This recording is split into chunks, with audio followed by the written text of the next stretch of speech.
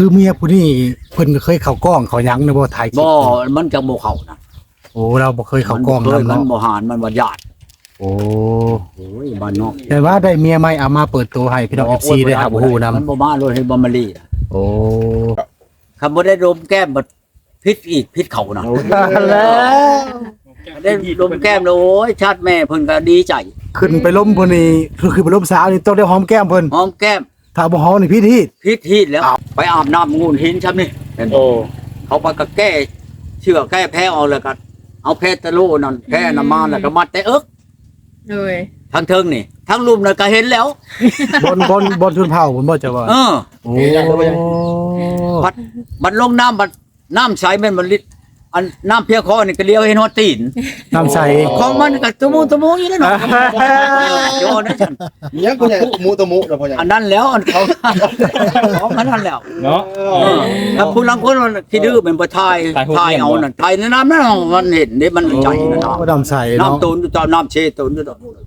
น้ำมะกีนั่นขึ้นไปแล้วกัน ตะมุ น้ำมะกีนั่นฮุกคักแน่เลยเนาะ เออ ขนมบริแก้วได้อันผ่านนั่นนุ่มฮุกเบิ้ลแล้วน้ำกระตุกบ้านนี่ก็ว่าคนนั้นก็เหยียดแข่งแล้วก็ตลาตามเลย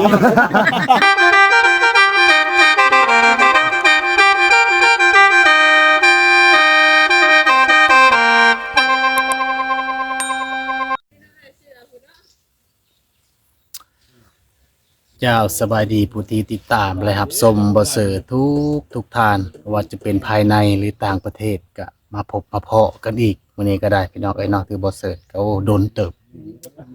2 เดือน 3 เดือนที่ได้บ่มีคลิปลงพี่น้องเนาะถือว่ามื้อนี้ก็เป็นมื้อทำอิฐที่ได้มามาลมกับพ่อตู้ก้อนพี่น้องเนาะก็คือได้ยินข่าวเพิ่นทางพ่อตู้ก้อนเพิ่นก็มีข่าวดีก็คือได้เอาเมียใหม่อีกพี่น้องเนาะมื้อนี้ก็เลยมีโอกาสดีก็เลยมามาลมมาถามข่าวทั้งพ่อตู้ก้อนดูทั้งไห้ทั้งหน้าเพิ่นพี่ละมื้อนี้ก็ได้พี่น้องก็สิเป็นแนวใดนั่นก็สิได้ขออนุญาตเข้าไปไปลมเพิ่นดูทั้งหกม่วงพี่ละพี่น้องบักม่วงเพิ่นปลูกปักอยู่เพิ่นนี่ก็ได้ก็สิได้ถามข่าวเมียเพิ่นนี่เป็นคนทางใดแต่บ้านใดเอามานี่ดลละบ่ก็สิได้ถามให้พี่น้องเลยครับฮู้ไปพร้อมๆกันเนาะถ้าหากว่าบ่เสิร์ชถามอันใดบ่เหมาะสมหรือบ่เว้าอันใดออกคลิปบ่เหมาะสมก็ขอโทษขออภัยนำ FC หลายๆเนาะโดย ใจมันก็บ่คือกันไหน ให้สะดุมันกว่ากันนะ จังหวะแล้วคืออันนี้ก็ยังบ่ทันถึงเนาะช่องจำ แต่ก็บ่เห็นอยู่เนาะเห็นอยู่นี่น่ะแต่ผู้ว่าสิโดนทำใดมันบ่ รู้มันอยากได้อย่างนี้อีหลีก็แม่เขาบักโลบักกระดานพุ่นแล้วนะ โอ้ มันอยู่นำกันนะ30 ปีพุ่นแล้วนะมันอยากได้อย่างนี้อีหลีคือกันกับมันอยู่ในโฮมว่าเนี่ยค่อยเฮ็ดกันชับกันก็ค่อยเฮ็ดในเฮือนข่อยอ้าวยังชำได้ยังบ่ค่อยเอาเจ้ามาเฮือนเลยบ่เฮ็ดชำเฮือนเจ้าก็สิเฮ็ดชำได้ซั่นยังสิว่าเฮ็ดคือกันกับอันคนมาช่วยนานี่มันก็เต็มที่ดอกเฮ็ดอันคุณรับจ้างบ่จะหาเช่าคิดคำอยู่นำน่ะอันนี้ว้าวใช่ค่อยว่าโอ้ยข่อยมาอยู่นำเจ้านี่บ่แม่นค่อยสิธรรมดาเฮ็ดชับกันกับเฮือนข่อยก็โอ้ มันอยู่นี่ก็ซ้ำเพื่อนเจ้าของ เข้า เนาะ เอาไปแล้วนุ่มเอาไปแล้วเอาไปวันนี้จังหวะหมู่ว่าเอาคนเฒ่าอีกบ่ต้องเฒ่ายาบ้าน คือเมียผู้นี้นี่อยู่บ้านเพิ่นเคยเฮ็ดไร่เฮ็ดนาคือกันบ่ประตู บ่ได้เฮ็ดนะบ่มีนะ บ่มีนาเฮ็ดไร่เนาะ เฮ็ดให้ โอ้ งามบ่ไปทำ เฮ็ดให้นะก็อิงตามผู้กว้างผู้กว้างมันก็ได้พอกุ้มอยู่กุ้มกินนั่นบ่อันนี้เมียข่อยนี่บ่ได้เฮ็ดปีกายนี่ คือว่าคือเพิ่นนี่บัดบ่มีผู้ชายอยู่เฮือนแมันบ่ บ่มีผู้ชาย ถ้าเฮ็ดให้ก็ต้องได้ ไม่ ต้อง เท่า ได้ทาง บ่มีผัวเมียก็บ่มีผัวบัดนี้ไปทางให้มียังเฮ็ดมันจำได้ล่ะ แม่น แห่งผู้หญิงเนาะเฮ็ดได้อยู่แต่ก็ มันต้นน่ะก็ขายได้ไปเลยโชคชำล้านนี่ โอ้ มันโชคชำล้านมันหลายปานไหนล่ะชื่อกินได้จักเดือนจักมื้อคือบางค่อยขึ้นไปอันเอาเมียนี่เงินอยู่50ปลายล้านผู้ใดยังเหลือเงินมา 3,000 บาทเงินบาทเบิดเท่านั้นเงินกีบนี่ก็เสร็จไปเปลี่ยนว่านี่ให้ไม่เท่าให้ทุกนั้นก็ร้อนปานหยังบาด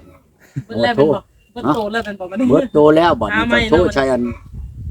หลานเนี่ยอันผู้อันอยู่เมืองไทยน่ะแล้วเมื่อใดมึงสิพากไม้ผูน่ะพามาได้บ่ได้ว่าแต่ว่าเงินนั้นสิชื่อกาแฟกินยังบ่มีว่ามันว่ามื้ออื่นหมอนั่นเพราะว่า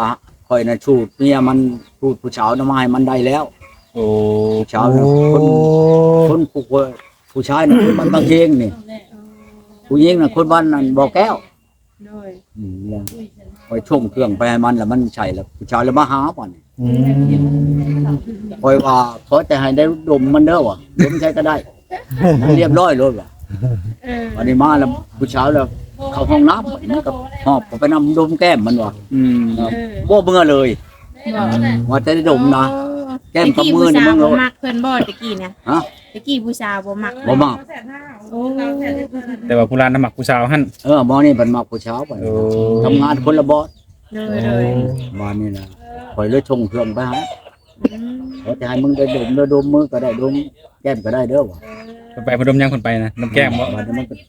ดมได้ดมเลย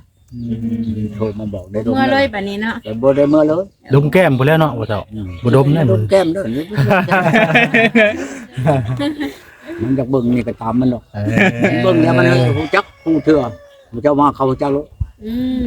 ติดตามอยู่ได้เนาะ เขาติดตามเขาเบิ่งตลอด คน คือนี่แหละ มา FP ไลน์นี่ คือนี่ก็โทรมาแต่อเมริกาพุ่น โอ้ คือว่าเห็นว่าเอาเมียแหละจะบ่ตูเอาแล้วอ่ะเอาแล้ว อืม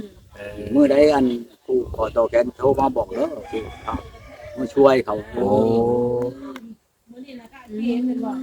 แต่บ่ทันรู้จักว่ามื้อ ยังบ่จักมือจักยามบ่นะ รู้จัก บอกประตูคือเมียผู้นี้น่ะก็เคยถามแล้วบอกแล้วว่าเราหมักแบบที่ใช้ใจคอบ่หรือว่าหมักประตูมีเงินบ่หรือแบบใดเมียผู้นี้บ่ได้ถามเคยถามเราอยู่บ่ บ่แหละข่อยเว้าจังซี่ข่อยเว้าชื่อแต่ละคนเอาข่อยบ่แม่นว่ามักข่อยมักเงินพุ่น หมักเงินเนาะ มักเงิน คือคนเฒ่าที่ว่าเมื่อกี้นี่ก็มักเงินเพราะมันเบิ่งอยู่ในชีพเบิ่งเงินเบิ่งทางประจักษ์ เห็นเงินเนาะเห็นเงินประตู เบิ่ง นี่ เห็นเงินแล้วบัดนี้มาแล้วเมื่อแล้วเว้าหลายอย่างนะเมื่อว่าใช่ข่อยนี่ว่าใช่คนอื่นเนาะแต่ว่าเงินคำเราก็บ่ให้ถือว่าหยังคันว่าไปหันไปนี่ไปตลาดเจอร้ายอยู่ข่อยแล้วบ่เชื่อเมียแต่ละคนนั้นผ่านมาจับเป็นร้อยล้านพันล้านก็ได้เงินแล้วปุ๊บโลดบัดกันกันอันคำพุละบาทแม่นบ่เอาเมื่อนี่ชามบาท เมื่อถามพ่อแม่ก็บ่จักบ่นเขาอยู่กันเงินเนี่ยที่วานข้าแก้วชินยอมชงข่อยมันคักมันเงินน่ะมันเหลือแล้วน่ะ อืม เหลือเงินข่อยชงข่อยมาชาวลาดกี่ โดย คำชามบาทลายไปไหนเจ้าวะ ไม่เห็นเลย เข้าไปนะหั่นบัดเงินนั้นกี่เงินนั้นอันนี้อีกก็เป็น5-60 ล้าน โดย อยู่ในกระแตกมันหั่นเอาไปเลยบัดผู้มาชามมือปันจักถือเงินข่อยโต อืม ก็บ่เป็นแล้ว แต่ว่ายังบ่ทันให้ชิปเนาะ จะ ประ ชื่ ตู อแล้ว เนาะ ค่อยเอาให้ โอ้ คือที่ผ่านมาเราได้เงินเลยพด เอาแล้ว เนาะ เอาเงินละปุ๊บ มันห่วย ปัดไปถามพ่อแม่ก็บ่จักบ่เห็นจับช้ำบ่พ่ออยากเอาโทษกับข่อยถ้าลูกข่อยบ่เห็นนี่ เออ มีเรื่องกับเจ้าเพิ่นว่าอันนี้ ลูกโตอัน โอ้ ดีเนาะ คือ หลั กัน งนี้ ตะ เอ บัน ง กันลูกเมื่อฮอดแล้วก็สิโทรว่าโอ้ยลูกเมียเจ้าน่ะมาฮอดแล้วเด้อคันว่าเจ้าขึ้นฮอดเจ้าถึงก็มาเว้ากันจังซั่นจังซี่ก็เว้ากันเนาะอันนี้บ่เชยอยู่ปัดค่อยเว้าขึ้นมันอ้อเมียตัวปานเลยก็ว่าขึ้นมาบ่แม่นค่อยเว้าคือกันก็ค่อยเว้าในชีวิตวันนี้เนาะ โดย โดย ค่อยว่าถ้าว่าลูกเมียนั่นขาดเขินเงินใช้เงินช้อยนั่นแล้วเอาอันเลขบัญชีนั่นโทรมาบอกข่อยก็สิชงให้เมียอยู่จับ2-3ล้านพอได้ใช้ โดย เม็ดเชยม้อยโทรมาข่อยก็เห็นเบอร์นี่นะนั่นโทรศัพท์ข่อยยังเป็น5ชิป โดย อันโทรมาน่ะข่อยก็บ่รับข่อยขี้เกียจบ่บอก อืม โทรไปเมื่อนั้นน่ะจักสิแม่นผัวก็จักสิเป็นอ้ายน้อง โดย ว่าวันความระทึกนี่แหละ โดย เมียก็ตัวปลาแหละก็ยังมีความห่วงอยู่เอ้าบ่ห่วงแล้วบ่แม่นค่อยห่วงก็อยากฟังมันบ่ให้ไปว่าค่อยห่วงโอ้ยข่อยเว้าใช่จะบ่พี่ข่อยเว้าเขาก็บอกออกโลดอันมิดมันน่ะ โดย ได้หัวมันเพียงมึงอยากเอาโลดวะคือว่าอ้ายมันก็มันเอาโลดกำบินนั่นโทรมามันเพียอันนั้นก็ความมาใจก่อยนะ โดย เมียเจ้าน่ะคอยเอาเลยโอ้ยจ้าทุกวะโทรเอาโลดเอาคนแม่มันเก่าเลยเขาเว่าในนี่แหละ โดย เฮาปะแล้ว อืม บ่แล้วมันมีความเว้าได้หมอนั้นแล้วบอกเพิ่นก็บอกให้บ่แลบอกมาให้ซะมื้อมาเดียด โดยเมีย17คนนี่ขอทุกคนแม่นบ่ตุ ผู้คดแดงผู้คด ได้ค บ่ น ได้แต่งผู้นึง บ้านได้หมดได้ เสียเงินหลายได้เสียเงิน ชิปไปล้านไปแล้วอีนี่อยู่อีโหลดอยู่เชตม่วงอันอยู่เชตม่วงอยู่บ้านนาทม อืม มันมาในวางเดือนนี่แหละมามันนายเมื่อขอน้ำเอ่ยมันอยู่บ่อแก้วนี่ โด แต่ยังไม่ได้ขอปานนี้ใช่ไปใช้มันก็มันอ้อแออยู่เลยปะหัวมันแล้วบ่ได้แต่งผู้นั้นเลยกายหันเบิดโลดบ่ได้มีผู้บ่แต่ง โดย เช้าอันจอนในบ้านแม่นี่เอาพระพานตะกี้พระพานทองหั่นนะของคนโบราณนั่น โดย ว่าที่ไปแต่งพระขวัญนี่เอาไปเลยแห้งขับมัน บ่ มุ่นในเฮือนเขาได้ แต่ละคนเนาะ เขาก็บ่ให้บ่ส่งบัดนี้เขาว่าอันนี้นั่นฮีดข่อยเขาว่า โดยโดย เจ้าสิเอาหยังมาตามมาแต่พระขวัญก็แม่นค่อยเอาเขา เอาแล้วบัดนี้พรมันกระตุกอื่นไปเปลี่ยนก็บ่ได้ อืม บ่ได้เขาอ่ะตัวนี้น่ะมันเป็นของกลางแต่ทองโอ้ยแต่เป็นติดสิวังชิฮาโลพุ่นอันพระพานวันหนักน่ะ มันตะกี้นั่นของอันเป็นห้องพระพานบ่ก็คือนี่เฮาห้องกระโตกเป็นห้องทานมันบ่อันน่ะพระพานคอยบวชอยู่ในวัดนี่มันถือกองบุญแหละมันถือกระโตกกองบุญน่ะเนาะตะกี้น่ะสิว่าเอาห้องเพียงฮอดตะกี้นั่นฮอดคือเบิ่งคอยบวชนี่มืออันผูกแขนข่อยนะบาชีนั่นเนี่ยผู้เพิ่นห้องบาชีเนาะเขาเอาเงินห้างนี่เฮ็ดคือกระต้มนี่เนาะใส่ปลาขวัญข่อยโอ้ยว่าวันนั้นยังอยู่ห่างหนึงอะอยู่ในเฮือน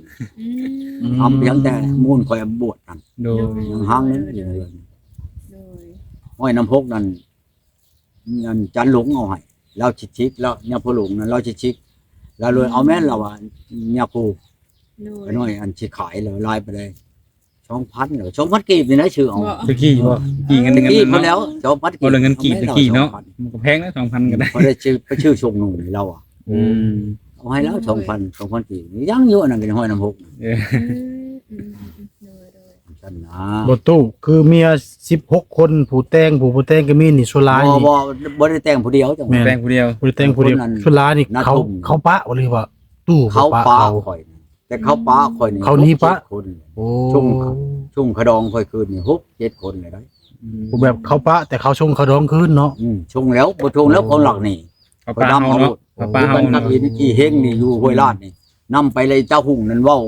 ชุ่มฉี่ชุ่มหาใช่ข่อยบ่แม่นน้อยเด้มันตายแล้วตาหุ่งนี่ อืม เจ้านั่นคันบ่ตีบ่ข่าบ่ให้บ่ด่าบ่นั่นมันบ่มาดอกหลานเอาเจ้าก็นำมาเว้ากันมันคำบ่ขับหลานมาโทรมาชงแล้วรู้เด้อเพิ่นว่ากระดอกนั่นเพิ่นเมื่ออยู่บ่ได้ดอกน้ำลาวนี่ก็สิเว้าหลายผัดลักอายติบัดนี้เว้าความมันคิดลักอายเนาะแต่ว่าสำคัญกับมันเพิ่นเว้าว่ามันคือกันกับชุมติดอ่องมันบ่เขาเว้าพรตะบิดมาลงข่อยนี่ หมดตู้เจ้าเอาเมียนำผู้นั้นกับเมื่อผู้นี้กับเมื่อว่าคนอนุญาตนำแม่นเจ้าบริโนอนนำมันเมียบ่บริโนอนนำเมียบ่ โอ้ เปิดว่าเว้าไปดอกอันนี้ก็ดีหมู่เจ้าก็เว้าบ่ถึกแล้วคันบ่เชื่อข่อยเอาเมียเจ้ามาจนให้กันได้เอาเมียเจ้านอนนำข่อย ลองเบิ่งเนาะ มื้อเช้าแล้วจังถามเราบ่ได้หยังกับเจ้าบ่นอนเฉยอยู่บ่ ละแม่นเนาะ ข่อยสิเชื่อให้เจ้า8ล้านนำสิกันโลดข่อยขอแต่น้ำเจ้า2ล้านนี่ข่อย8ล้านถ้าว่าข่อยได้ดินได้กินกับเมียเจ้าข่อยเอาได้2ล้านเจ้าบ่หารได้มันโลกกับข่อยได้คือกันกับชาวนางนี่เขาหมอนี่แล้วพามาหมอหนอมนี่แล้วต้มไก่คักแน่ได้ข่อยว่าอันนั้นต้มไก่มาให้ข่อยกินไก่ผู้บักใหญ่ต้มมาแต่เฮือนเรามาแล้วมาถามข่อยก็อยู่ในเฮือนกับคนมาเห็นหน้าข่อยนี่แน่บัดบางอินนี่เขาบอกกระตุกเขาจับไปเลยขึ้นไปเลยมานั่งเพียงข่อยปรับนี่แหละชาวนางเอาคนแบบคนเราเทิงน่ะเอาเจ้าได้รีบอนคืนนึงอัน8เทื่อหักข่อยนั้นอดได้สิคันแม่นข่อยบ่อดบ่ได้ข่อยสิแก้เขาไปห้ำคอเพิ่นมื้อนั้นน่ะข่อยหักญาติมันอันนั้นหุ้นแห้งหลายพุ่นญาติหมู่เว้าว่าจังซั่นสิมาถามน่ะถามเอาคันข่อยเฮ็ดได้นี่8เทื่อแล้วเจ้าสิให้เฮ็ดบ่ให้เฮ็ดมันบ่วัดที่เมื่อรถดึงแค่เม่นก็บ่อยู่ว่าบ่ทันได้บอกลูกบ่ทันได้บอกแม่นี่บ่ชุมมานำนี่ก็บ่บอกพอยังบอกเองเมื่อก็ไม่จัดเลย มาอยู่มาธรรมดา2-3เทื่อบอกข่อยมันนั่นอยากให้แฮงเจ้ามาหาถามข่อย คันที่ว่าก็บ่แพ้ข่อย เออ แต่ว่าข่อยมันโอ้ยมันสิโพดซะ คำบ่เชื่อนี่ต้องพิสูจน์เนาะ ภาพที่ไปเชื่อลองดูแต่ข่อยเฮ็ดยังบ่ได้ให้เบิ่งนั่นจังอีก คือเมียผู้นี้เพิ่นก็เคยเข้ากล้องเขาหยังนะบ่ถ่ายคลิป บ่มันจะบ่เข้านะ โอ้เราบ่เคยเข้ากล้อง มันบ่ นำ เคยมัน เนาะ บ่หานมันบ่ญาติ โอ้ โอ้ยบ้านนอก แต่ว่าได้เมียใหม่เอามาเปิดตัวให้พี่น้อง FC ได้ครับฮู้นำ มันบ่มาเลยให้บ่มาลีน่ะ โอ้ ได้ข่อยก็บ่หานว่าบอกมัน โอ้ มันว่าข่อยบ่เฮ็ดได้ข่อยญาติมันญาติมันบ่ญาติไปจังบ่แล้วบ่เคยเฮ็ด เราบ่เคยเข้ากล้องเนาะ แต่ว่าบ้านนอกทำเอาแหละผู้ไปนำข่อยนี่บ่หลายมันนอก อันนี้ยังมันบ่ได้นะน้องบ่ได้ แม่น ทางนี้น่ะคันไปทางนี้ทางเมืองน้องนี่น่ะ จ้ะ คันบ่ได้ดมแก้มบ่พิษอีกพิษเขาน่ะได้ดมแก้มแล้วโอ้ยชาติแม่เพิ่นก็ดีใจ ขึ้นไปล้มเพิ่นนี่คือไปล้มสาวนี่ต้องได้หอมแก้มเพิ่น หอมแก้ม ถ้าบ่หอมนี่พิธี พิษฮีดแล้ว เอาแล้ว ลูกเพิ่นบ่หมาน โอ้โหไม่เท่าบ่ให้หอมนี่ มันประเพณีเขาเด้ โอ้ เบาแหล่ผมบ่กล้าหอมในคนหลายเลยจะเลิกอุ้มเข้าปาก เอาเลยจะมารักอายเขานั่นลูกข่อยนี่ดมแล้วข่อยนี่น้ำลายเพียง คนหลายเนาะพ่อให ค ญ่ น เนาะ หลายเนาะคนเต็มเพื่อนคนชื่อเป็ดเด้ เออ จักแล้วบอกสิลัด เป็ดตัวหนึง400,000 ข่อยบ่ได้ฮ้อมอย่างงี้ เป็ดตัวหนึง400,000 400,000ถามบ่แหละนี่บ่ แม่น ก็ เบียร์นั่น คุ้มค่าอยู่ได้หอมแก้มผู้สาวพร้อมสิเป็ เบีย ด ร์นั่นจักลางนั่นเท่าใดบ่แหละ ล้างหนึง เบียร์เวียด ต้องแสนปลายบ่ ช่องเช็ดปลาย อืม บัดนี้ขนมอีกในมากอันนั้นอีก ให้ดอกตะเว้น มักแต่เว้นอีกจนเขาบ่อยาก อืม ก็ขึ้นเฮือนหนึงมันบอกพอเชียร์อยู่ยังต่ำก็ล้านปลาย โอ้ แต่ละเฮือนน่ะเนาะ ขึ้นทาลมสาวนี่เนาะ เคยไปชี้คืนเท่าบ่แหละนี่เบิด6ล้าน ล้านปลาย7ล้านพุ่นแล้ว 6 ล้านผมไม่น้อยเด้ถามเลยแหละบ่แม่นว่าข่อยสิเว้าเอาถามผู้ไปนำ โดย อำไปหยังข่อยแต่ว่าอ่ะได้แล้วคุ้มค่าแล้ว ได้ฮ้อมผู้สาวเนาะ จำกันกับเพิ่นว่าจับได้บายได้แหละเฮ็ดบ่ได้เมียเฮาก็มึงอดีคือแท้โอ้จังหวะเฮ็ดได้มันแพ้ความมันเฮาใจดีคันว่าพื้นเนาะคันอยากทายอันเอาเขานั่นไปอาบน้ำงูหินช้ำนี่เห็นบ่ โอ้ เขาไปก็แก้เชื่อแก้แพ้ออกแล้วก็เอาแพ้ตะโลนั่นแพ้น้ำมันแล้วก็มัดแต่เอิก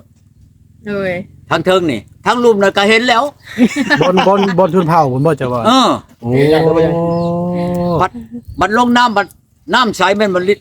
อันน้ำเพียงคอนี่ก็เลี้ยวเห็นฮอดตีน น้ำใส ของมันก็ตะมูอยู่นั่นน่ะโยนนะฉัน มีหยังพ่อใหญ่มุตะมุเนาะพ่อใหญ่ อันนั้นแล้วอันเขาของอันนั้นแล้ว เนาะ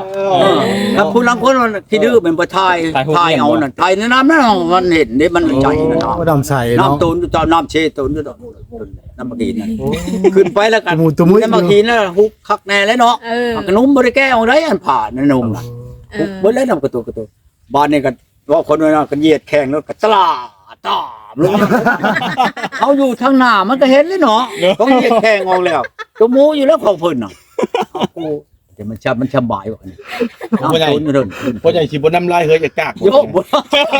ว่านี่เนาะ นั่นเนาะพ่อใหญ่เนาะ ตัวเองจนบ่ไปบ่ได้เลยตัวเองไป โอ้ มันจะเป็นโทษได้วะนี่ จะห้ามใจบ่ได้ มันห้ามใจบ่ได้ แต่ว่าบ่แลเฮ็ดนี่ย่างบ่ได้เลยพ่อใหญ่ บ่แล้ว ก้ม ย่าง เดียว บ่ได้เลยพ่อใหญ่ มันไปอันนั้นอีกไปอันเบิ่งมันอันนั้นโทรศัพท์นี่นะเป็นหลักคนบ่เข้าไปนะนั่นมันบ่มีสัญญาณไป โอ้ บ่ได้ เป็นลมโทรศัพท์นี่เนาะ และหมออันทวนหมอบ้านเขาเองเนาะปีหนึงหลังปีกระบาลช่อง3คน อันนี้โพดเลยพ่อใหญ่ ให้ว่าเฮ็ดบ่ได้มันบัดค่ายังให้เงินมันแล้วก็ อืม มันก็ให้เอสแล้วโอ้โหยังไม่ชัดโมเมนต์ว่าไปเบิ่งโทรศัพท์ไปเฮ็ดกัดตัวเอง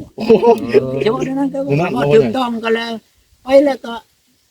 นั่นเทื่อก็บ่ได้เฮ็ดก็เขาเฮียนเด้ไปเฮ็ดโรงเรียนมันว่างอนบ้านเขาเองแหละ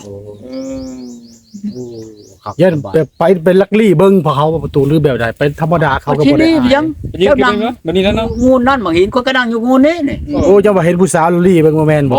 บ่ได้ดิ โอ้เขาก็บ่ได้อายเนาะ นี่โลดเขาประเพณีเขาเนี่ยนะ ประเพณีเขาแบบนั้น เนาะมันนั่งอยู่นี่เนาะ อืม นั่งอยู่จะชื่อว่ากันธรรมดามันบอกจับจับจับใบมันบ่หานได้บ่นี่ มันหายได้หั่นใด โอ้ ลงเงินไปมันหายได้ ต้องได้จกแอวจกส่วงนั่นเนาะพ่อใหญ่ แม่มันจนว่าผูกแขนให้ผู้ใดบ่หวานได้ลูกมันบอก โอ้ กันว่าขึ้นไปแล้วก็ดมแก้มมันแบบบายนมบอกคนละอย่างนั้นบายนมดมแก้มโอ้ยหัวอีกโลดอันเฮาดมแก้มลูกชาวเรานี่เราดังอยู่หั่นนี่เรา นี่แต่ บ่ ว่า เว้า ในเบิ่งเนาะพ่อใหญ่ เรา เนาะ น่ะหัวอีดีใจเด้ เออ แม่น อันนี้มันเป็นประเพณีของบ้านเพิ่นว่าเนี่ยเนาะ โอ้ยบ้านเฮาไปบายก็บ่เทียบบ่นี่เลยแหละเอาคือกันกับเอาเอ้ยเนาะ อืม คันเอ้ยตายแล้วก็สิเอาน้องนี่คันน้องบ่เอาแล้วเสียขรองให้ได้ขรองเขาแต่งเอ้ยน่ะ โอ้ เอาสิแต่ง10ล้านก็มันเสียเอา10ล้านคันมักผู้ใหม่นะคันมันบ่เชียวกับผู้นั้นแล้วฉันมาเชียร์ หมอควร มักกันกับมันน่ะสิได้ แปลกเนาะฮีด คันว่าเอาเอ้ยแล้วจักได้น้องก็ได้คันเฮาพุ่มมานะคือกันก็ค่อยเอาอันอีดินนี่อยู่อัน ใหญ่ โอ้ ใกล้จะตาย ใกล้ เชียงไผบ่ ใหญ่บ่ เต็มแม่เลย เฮ็ด โอ้มันไก่ตายใช่บ่ เออ โอ้ยสิไปเบิ่งไก่ตายก็บ่เนี่ยโอ้ยตายอีหลีบ่ เน่าบ่เนาะ เนาะ เน่าบ่เลยยังให้กระต่าย ได้มาฟังมาลมกับ เออ พอตู้ก้อนเพิ่นได้เล่า จังหวะได้บัดนะ ที่ว่าได้ไปโอไปลมกับชาวหลายๆท้องถิ่นหลายๆบ้านกับประเพณี ได้บ่ได้ไก่ มีค นะ วามแตกต่างกันเพิ่นว่าเนาะ จับมาให้เพิ่นเบิ่งในสนุ ถ้าก ว่า เบิ่งดูอัน แบบใดแบบบ่เหมาะสมก็ เคี่ยวมาเบิ่งดูอันไม่เคี่ยว ขออภัยนำ FC หลายๆเนาะโดย ใหญ่บ่